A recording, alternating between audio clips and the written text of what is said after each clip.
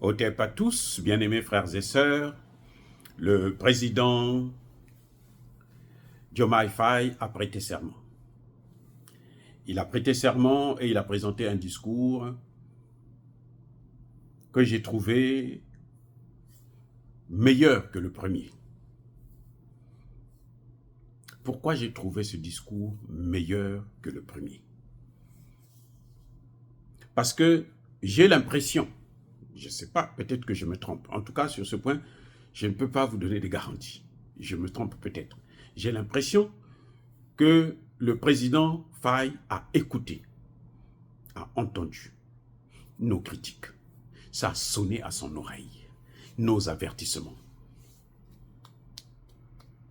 Nous avons parlé, nous avons dit que l'AES n'est pas son problème. Lui ne vient pas pour ramener, pour détruire l'AES. Parce que s'il le fait, eh ben, il va faire disparaître la CEDEAO. Et le Sénégal va s'enfoncer encore plus.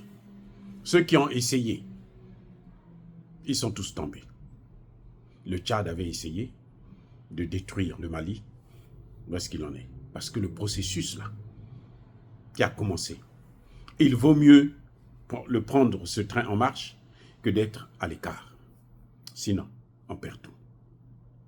Donc, je pense que ce discours était mieux parce qu'on n'a plus entendu le président dire que moi, je vais venir pour,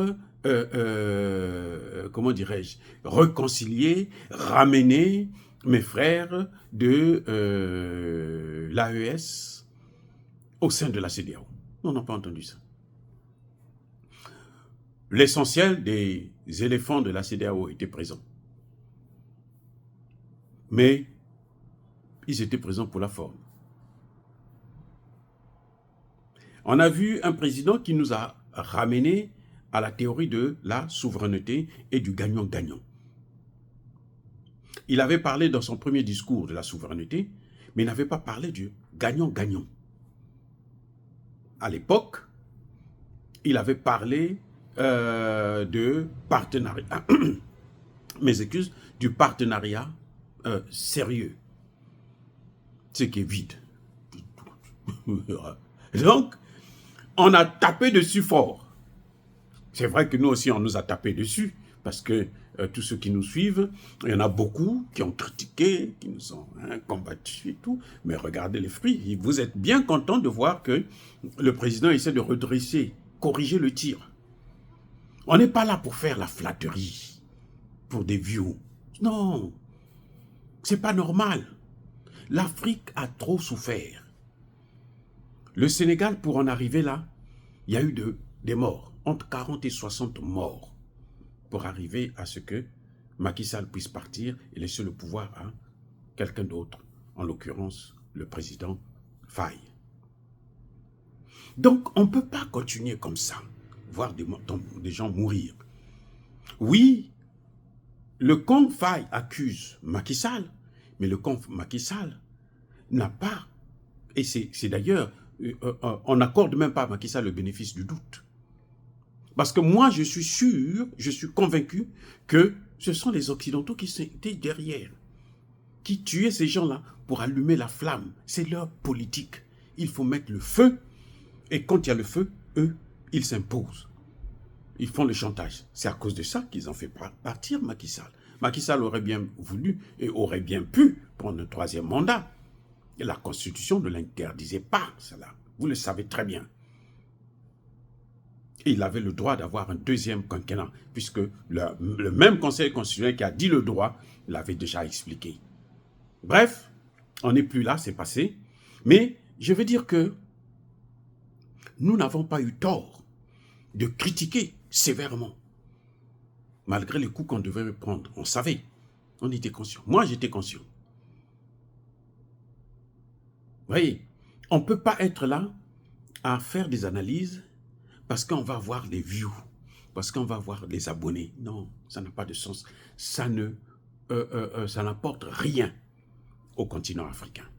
Ça n'apporte rien au Sénégal. Nous avons vu, mais alors, un changement de politique.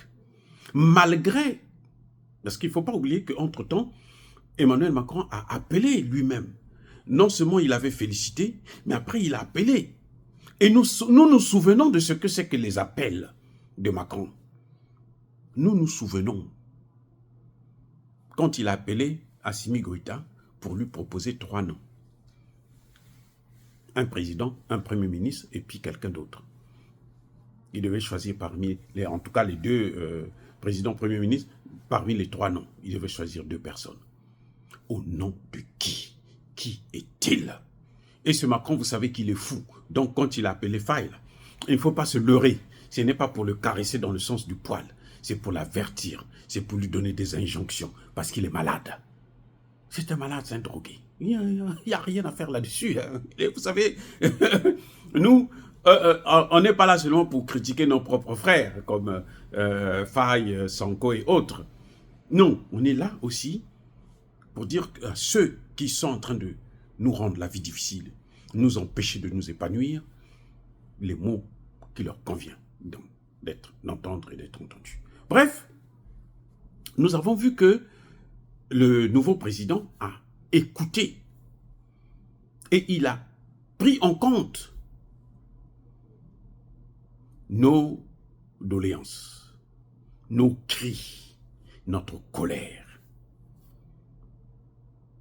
C'est peut-être un discours politique pour nous amadouer, pour essayer de surfer entre le bon et le mal, pour être au milieu, pour que on puisse qu'il puisse prêter serment sans trop de problèmes.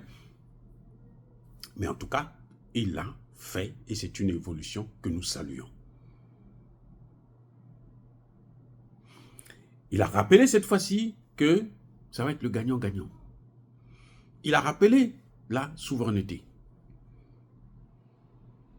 Maintenant, moi, j'entends par souveraineté la souveraineté monétaire, le choix de ses partenaires et aussi le départ des bases militaires françaises, américaines, étrangères, qu'il y a sur le sol sénégalais. Eh oui, il faut qu'ils partent. Ce n'est pas la réduction. Emmanuel Macron a dit la dernière fois qu'il va réduire le nombre de ses soldats au Sénégal. Nous, ce n'est pas ce que nous demandons. Ça, c'est ce que lui, il veut. Ça ne nous regarde pas. On ne pense, ça dit qu'on ça ne devait même pas nous concerner. Il fait ce qu'il veut, mais nous, on demande que les bases militaires sur notre territoire puissent partir. C'est un objet. C'est une partie de notre souveraineté. Et c'est ça, la souveraineté. Aura-t-il les moyens? En tout cas, s'il décide de le faire, ce que nous savons, c'est que le peuple sénégalais va le soutenir. L'Afrique sera avec lui.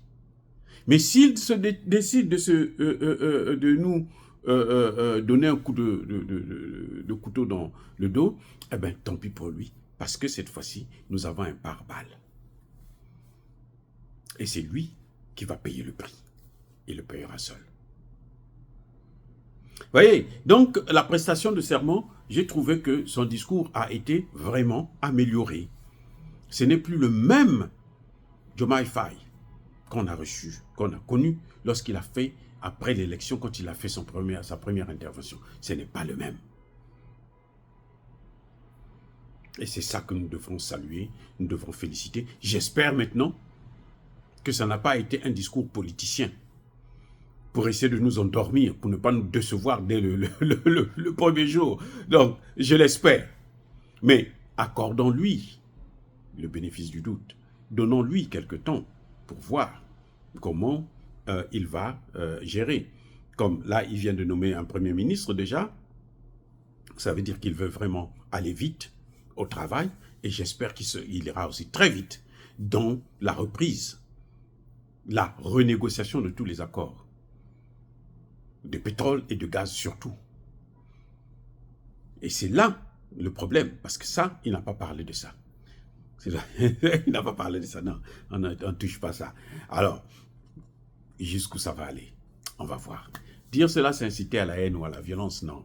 Il y a pas colère, encore une fois de plus, bien-aimés frères et sœurs, je persiste et je signe. Soyez bénis, abondamment bénis par le Dieu des Kémites et par nos ancêtres angélisés. Mais que tous ceux qui persécutent le continent africain, le pillent et le déstabilisent, qu'ils soient noirs, blancs, chinois, arabes, juifs, indiens ou qui qu'ils soient punis, maudits foudroyés, neutralisés, écrasés, effacés par le Dieu des Kémites et par nos ancêtres angélisés. Vive l'Afrique éternelle. J'ai dit et j'assume.